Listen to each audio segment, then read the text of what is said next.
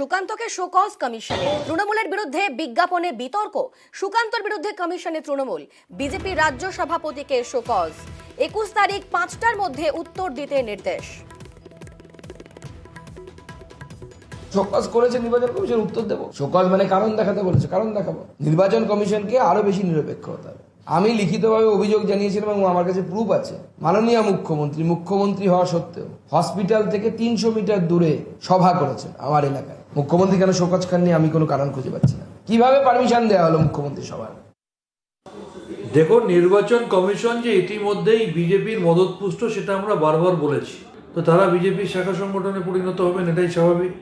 তারা মিউট স্পেকটেটরের মতো সব কিছু বসে থাকেন, আর যতদিনে শোকজ করেন ততদিনে যা ড্যামেজ করার, যা নিয়ম ভঙ্গ হওয়ার সব কিছু হয়ে যায়। একটা নিয়ম ভঙ্গ করার পরে তাদের যে রাজনৈতিক ফায়দাগুলো তারা তার মধ্যে থেকে পেয়ে যায়। নির্বাচন কমিশনের আরও অনেক বেশি সতর্ক হওয়া উচিত বলে মনে করি।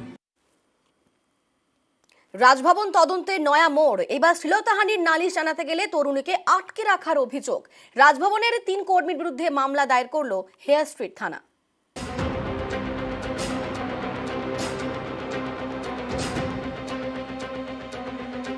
রাজভবন বিতর্কে নয়া মোড়। এবার রাজভবনের 3 কর্মীর বিরুদ্ধে এফআইআর।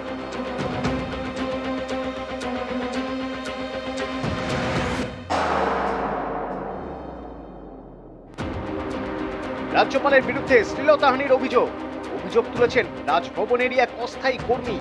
এবার সেই তরুণীর অভিযোগের ভিত্তিতে দায়ের হলো এফআইআর। অভিযোগ, তরুণীকে পুলিশে নালিশ জানাতে বাধা দেন রাজভবনেরই 3 কর্মী। এও অভিযোগ, তরুণীকে রাজভবনে আটকে রাখা হয়েছিল। সূত্রের খবর, শ্লীলতাহানির অভিযোগে নালিশ জানানোর দিনই পুলিশের কাছে এই অভিযোগগুলি করেন ওই তরুণী। সেই অভিযোগের ভিত্তিতে এবার এফআইআর দায়ের করেছে হেয়ার স্ট্রিট থানা। এ বিষয়ে ব্যাংশাল আদালতে গোপন জবানবন্দিও নেওয়া হয়েছে তরুণী। এর আগে রাজ্যপালের বিরুদ্ধে শ্লীলতাহানির অভিযোগ তোলেন রাজভবনের ওই অস্থায়ী কর্মী। যদিও রাজ্যপাল প্রথম থেকেই দাবি করেছেন শ্লীলতাহানির অভিযোগ ভিত্তিহীন। এই দাবির সপক্ষে পরে সিসি ক্যামেরার ফুটেজ প্রকাশ করেন সিভি আনন্দ বোস। এতে নতুন করে বিতর্ক তৈরি হয়, কারণ আইনজীবীদের অনেকেই প্রশ্ন তোলেন, যিনি শ্লীলতাহানির অভিযোগ করেছেন তার ফুটেজ কি এভাবে প্রকাশ্যে আনা যায়? এ নিয়ে সরব হন অভিযোগকারী তরুণীও। এবার তরুণীর অভিযোগের ভিত্তিতে রাজভবনের 3 কর্মীর বিরুদ্ধে এফআইআর। রাজভবন তদন্তে নয়া মোড়। নিউজ 18 বাংলা।